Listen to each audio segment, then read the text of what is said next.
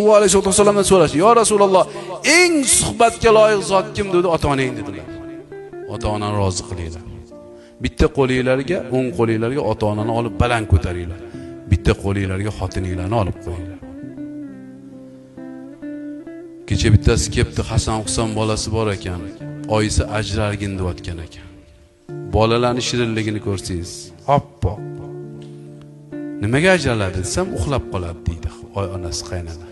Uxlab qolsa ikkita bola so'rib emib turgandan keyin uxlab qolgandir ertalab. Shu ham ishmi? Keyin oyim aytibdilar, ajralasan deyaptilar. Bekor aytibdi, oyingiz gapiga quloq solmaysiz dedim. Bu johila ayol. U yana bittasini olib bergandan keyin 1 yildan keyin yana unisini ham qo'ydiradi.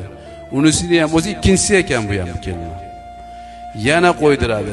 Kim aybdor? Biz erkaklar aybdormiz. Indamay o'tiraveramiz.